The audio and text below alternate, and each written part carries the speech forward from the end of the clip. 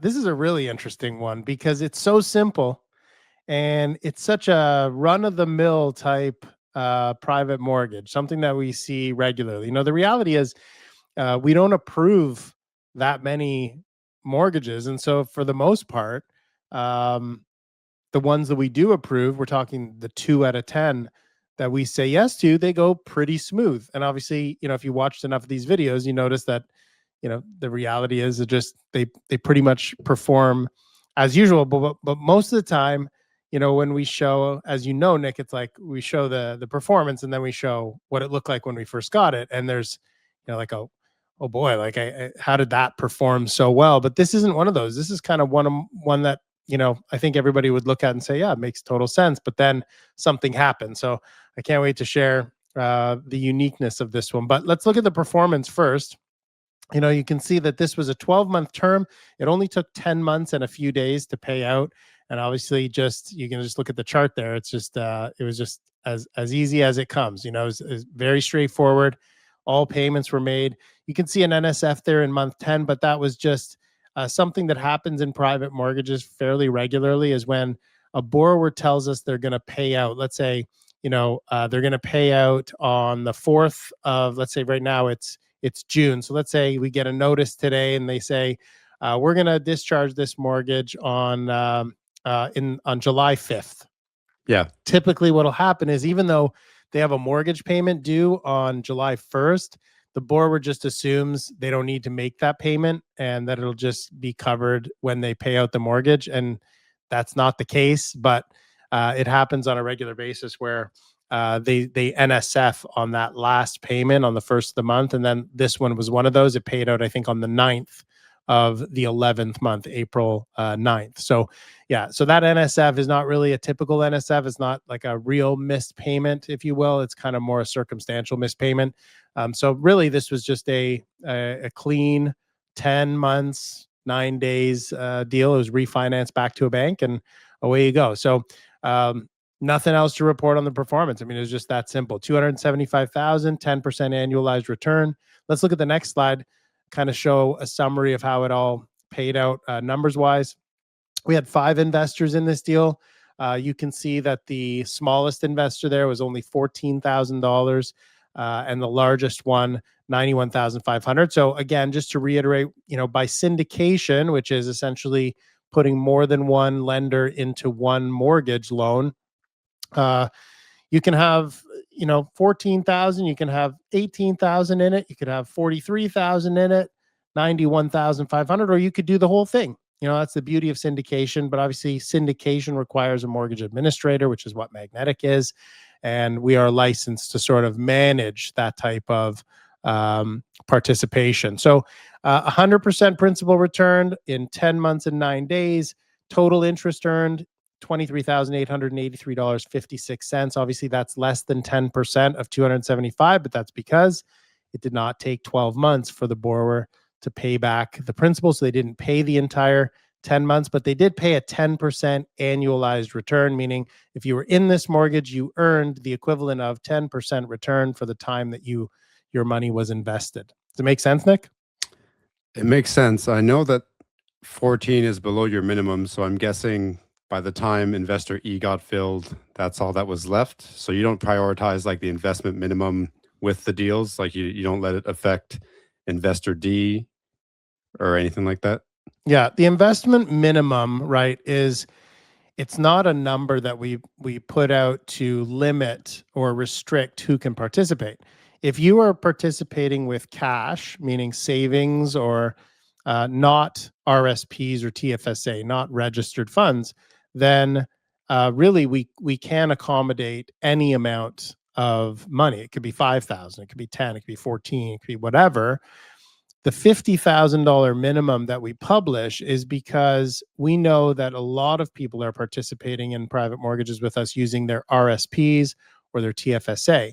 And when you do that, you have to do that through a trustee. We use Olympia Trust, and Olympia Trust essentially is like the company that reports to the government what you've done with your RSPs. So essentially, they're the intermediary, and they charge fees. Now, we don't charge any fees to our investors. So if you invest with cash, can invest any amount of money. But if you invest with RSPs, you're going to get charged a certain amount of fees. It's somewhere between $500 and $700 a year per account. And so when you look at that, we said, well, if it's going to be a minimum of $500, that's 1% of $50,000, which is fairly reasonable. So if you're making 9% on the mortgage or 10%, and you're going to make 9 net after paying your Olympia trust fees. And so we do that. We put that minimum there to sort of help investors not invest with an RSP with $14,000 and incur $500 worth of fees when they're making, 10% interest. So let's say you're making $1,400 for the year and you're paying 500 of it or more to Olympia Trust, obviously a significant reduction in your net return. So you just want to protect people and make sure that if they're using registered funds, they're starting with a minimum that isn't going to be taxed too heavy by the fees. Does that make sense? Yeah. So if there's a $14,000 top up, you put that over to the cash queue, not the registered quew. Correct. Yeah. So we'll use somebody who's got cash waiting. Sometimes it's just somebody who's got a little bit left over from the last order that they placed or something like that. Yeah. It's a lot of puzzle making. Okay. All right. So when this application came in, as I said, it was fairly straightforward. Now you see some red on there because we want to highlight where the risks were. But this was $275,000 ask. Okay. The household income, that's actually incomplete. There was $78,000 stated income from one borrower. Okay. The borrowers were spouses. One borrower's stated income, meaning they run a business and they state their income to be 78,000, which we check using bank statements and so on. I'll get into that a little bit later. But that's not what they report. A lot of self-employed people, claim deductions and whatnot in their taxes. And so what they show to the government isn't 78,000. So when you see stated, it means that's what they say they actually earn gross.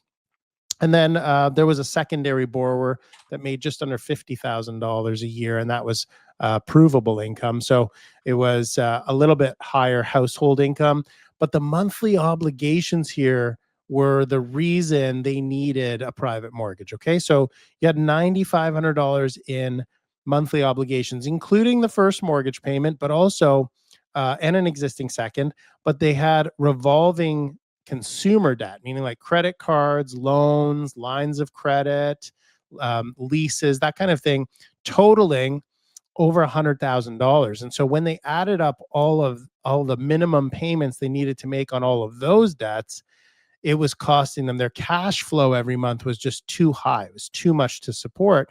And if we were able to consolidate, this happens all the time in private mortgages, you come and you get a secondary mortgage that kind of consolidates all of the credit card debt and so on into one payment.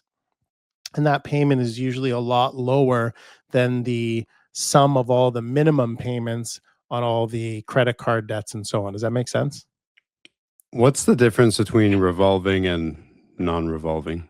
Okay, so there's revolving and installment debts. That's how you can remember the two. Revolving is like a line of credit or a credit card where the balance goes up and down and you're paying a minimum payment that's a fraction of the balance. That makes sense? Okay. Yeah. Whereas an installment could be like a car loan where you borrowed $60,000 to buy the car and your payment every month is $750. Yeah, you don't run that up. It clears in the end. Yeah, so it's an installment, meaning every month you make an installment payment and maybe it takes 4 or 5 or 6 years to pay it off. That's an installment trade line. And then a revolving trade line is a line of credit or a credit card where you have a differing payment depending on the balance that month.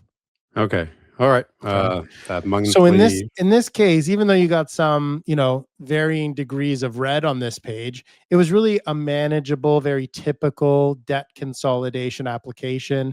And so really what we're looking at when we see something like this is there a big enough equity cushion between the value of the property and how much we need to lend in order to do a proper consolidation and provide this borrower with a more reasonable monthly obligation structure. That's the key. Okay. So when we looked at this, we're like starting to check things out.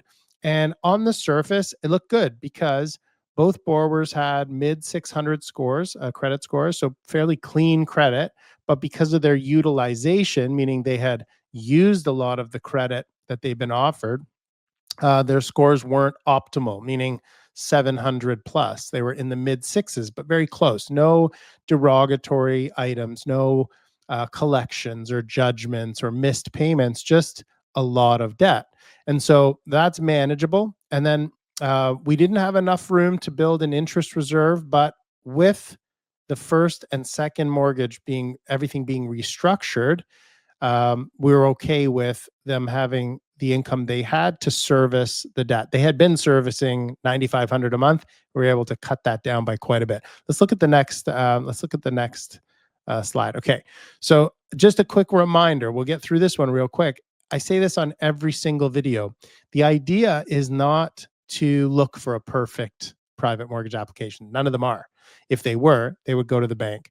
The idea is to look at something that is repairable, and in this case, restructurable. So all we had to do here was check to see whether or not the new situation mathematically would be a significant improvement over the current. Like, we're not in the business of lending money where we're just making a lateral move and kind of kicking the ball down the street, but not really bringing any value to the borrower's situation, because short-term private mortgages can definitely work, even though they're expensive. And there's no such thing as a cheap private mortgage. They're all expensive. I mean, you hear 10%, and you think, oh my gosh, that's just crazy. But really, when you look at it, it's manageable over a short period of time. Remember, the borrower paid $23,000 essentially for 10 months to borrow $275,000. Sounds like a lot, but it's manageable to keep somebody in their home as long as the restructure plan puts them in a better position 10 months from now than they were in when they came, and gives them a reasonable chance to get back to bank financing where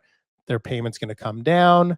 They can start again, and kind of stay in the home and keep that asset. So the goal is not to avoid difficult situations. The goal is to analyze them and pick out the ones that are repairable or that we can restructure. Let's go to the next slide. Okay, so here's what we were dealing with, right? So you look at the math. We were a first mortgage of $548,000. They had an existing second mortgage of $150,000 and a revolving debt of $100,000. But their estimated monthly obligations were about $9,500 a month.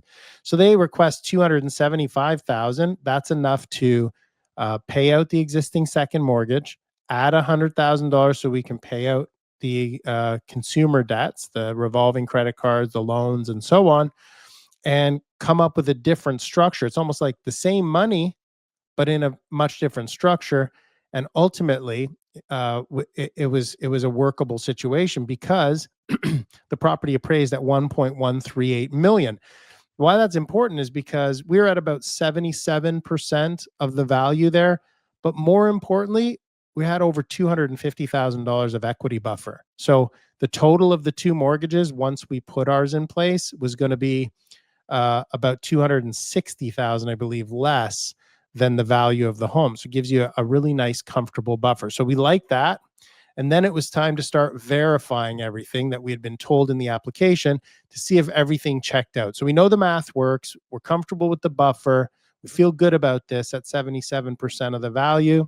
The credit is pretty good. The history that the borrowers show on their credit makes us feel like, hey, they do pay all their bills. They manage to get through things. We're not putting them in a worse situation than they were in before. In fact, we're putting them in a much tidier one.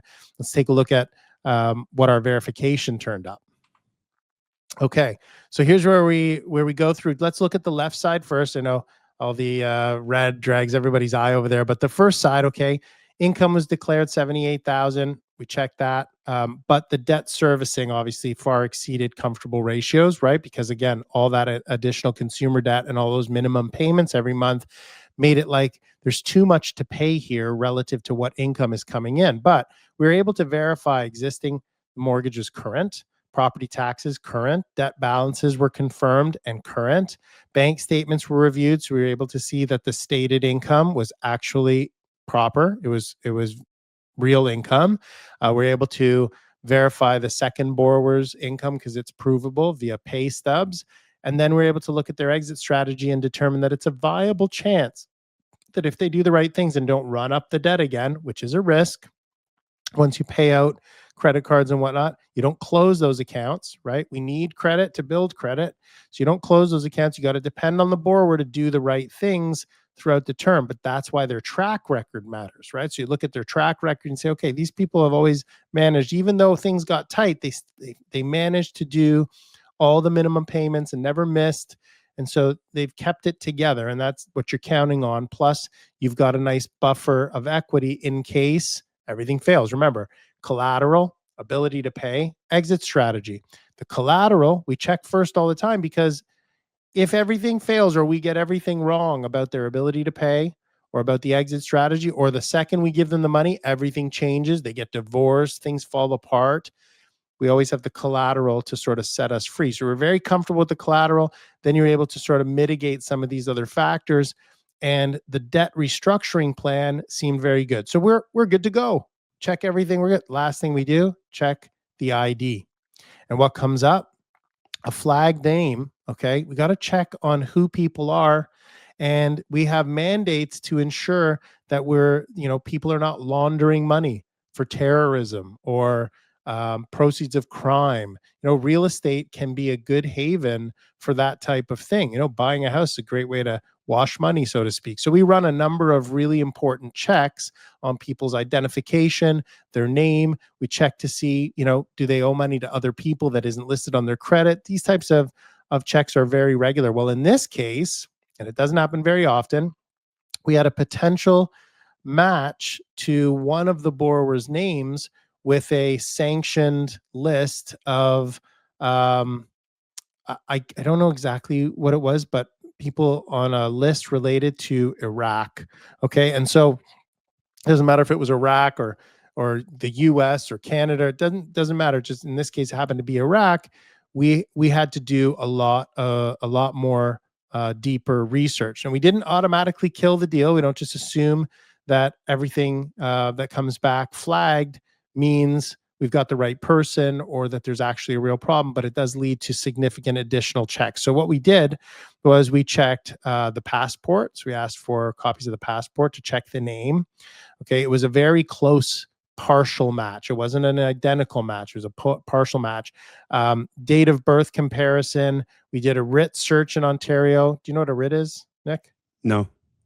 Okay, so a Writ is like if you were to owe somebody money and you didn't pay and they went to court and got a judgment against you, but let's say they're not somebody that reports to the credit bureau, they could register, if they got a judgment, they could have a Writ registered against your name, and a lawyer can search all over Ontario or any jurisdiction to find out if there are any Writs registered against your name. So when somebody gets flagged for ID problems, whether it's related to fraud or criminal activity or anything, we start running additional searches to see if they show up anywhere else. Does that make sense? Yeah. Okay. Okay.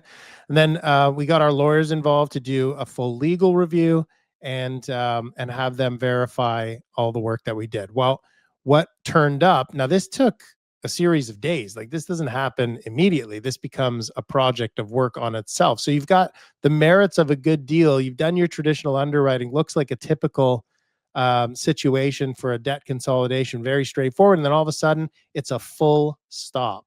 And this is how I think prudent underwriting goes, is you do these checks and make sure that you're not, who you're dealing with, so to speak. But in this case, it came up false positive. It was a partial name match that triggered the flag, but we were able to gather enough information to rule that person out.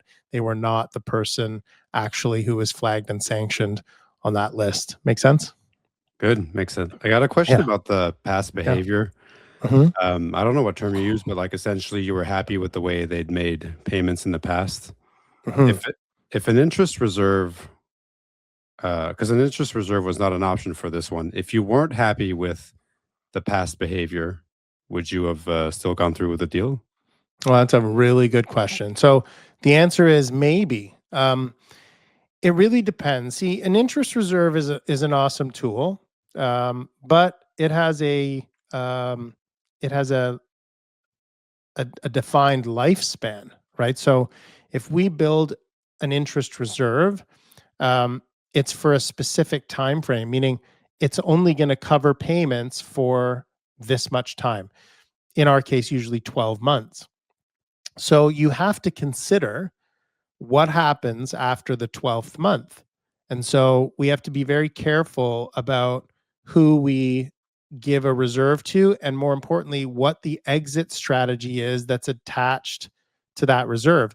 So the reserve certainly mitigates the ability to pay, as you indicated, but it does not change the exit plan. So we are much more likely to build a reserve for a borrower whose plan is to sell, because Okay. Yeah. 12 months is a long enough runway to sell a property.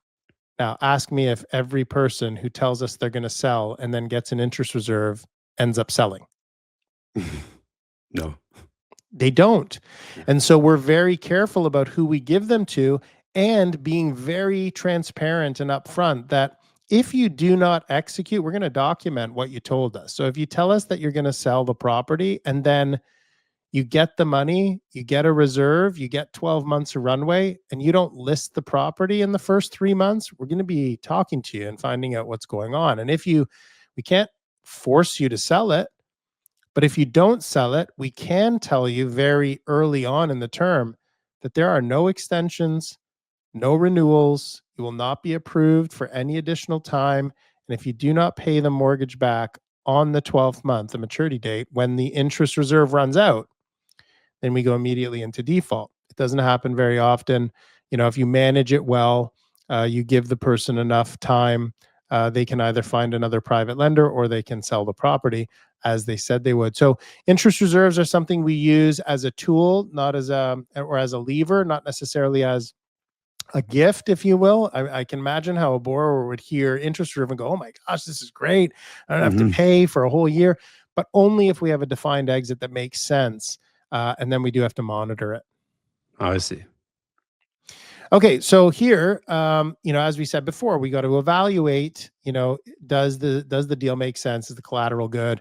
The ability to pay, exit strategy, and so on. In this case, we're looking, is there real equity, right? The equity buffer here is great. $260,000 feels very comfortable. We love the property and so on. Is this a credit problem? No, it's not, except that there's too much of it. There's too much debt, but it's managed well. Is there a cash flow problem? Absolutely, and that's the problem we zeroed in on to solve. And we did that with a debt consolidation, kind of grouping all the debt and making one payment from several debts with multiple payments, and the total of those smaller payments was far greater than what they would pay per dollar every month to us.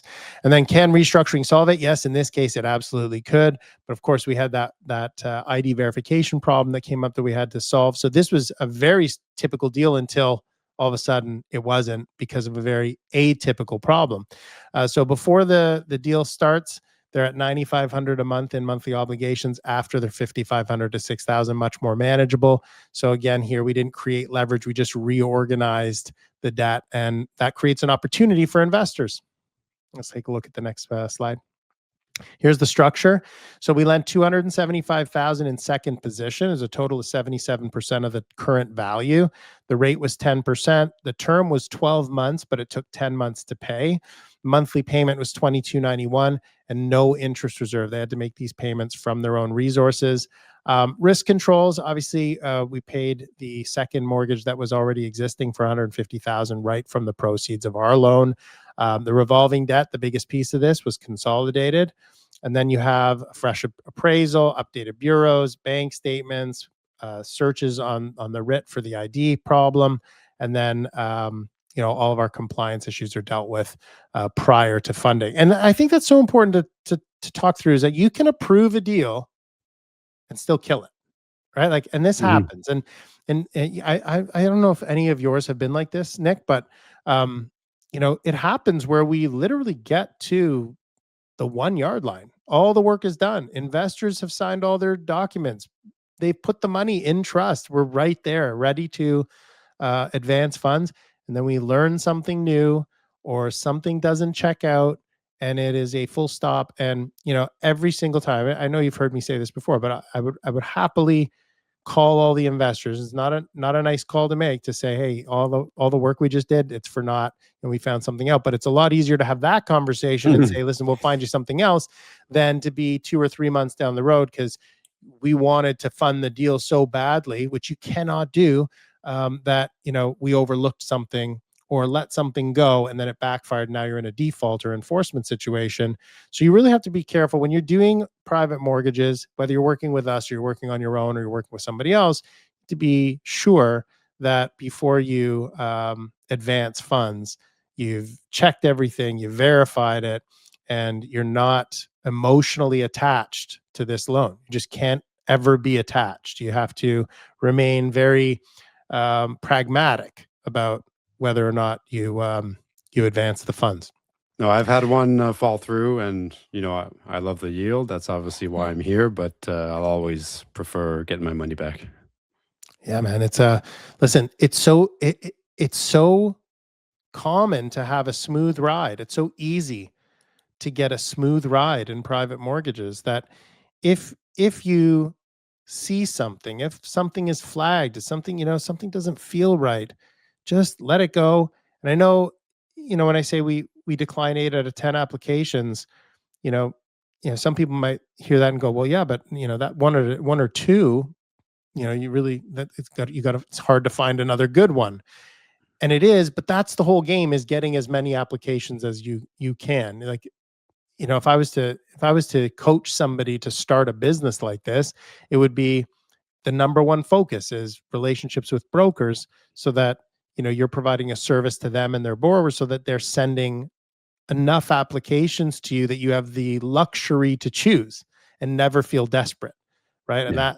And listen, this too. There are times where the quality just isn't there for a couple of weeks. It's just not. You Yep. can see 100 applications and you get really tired of declining them. But you have to be efficient. You have to build systems that will allow you to go through an application fairly quickly and identify the problems and be efficient at that, because the next good one is not far off, but it can take a couple weeks, it can take a month before you see something worthwhile. And it can be frustrating, but you got to have patience, because if every day there were a plethora of any type of investment offered to you that was going to be a perfectly smooth ride and pay you 10% interest, the line would be unending. But there is risk, and you have to be selective. And so you have to look at this not as, I need to have my money out earning that 10% every day of every year. You have to acknowledge that there are going to be gaps. There are going to be times, unless you're in a fund where you're probably not going to earn 10, there are going to be some gaps.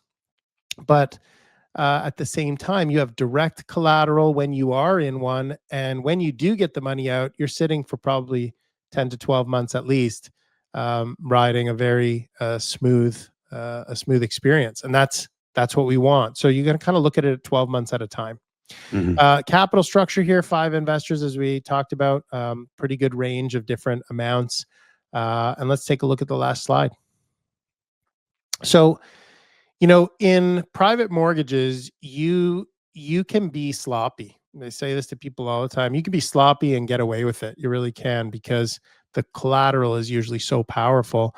I think there's probably a lot of private lenders, amateur ones, individuals who maybe don't have access to the ID verification software and whatnot that we have, that would have missed the flag, and there would have been no problem, because ultimately the borrower wasn't the person that was flagged.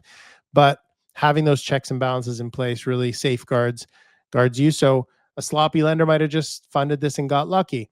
A fearful lender, right? Someone who wasn't necessarily understanding that every one of these files carries some sort of risk. You just have to identify it and then determine whether or not it's manageable.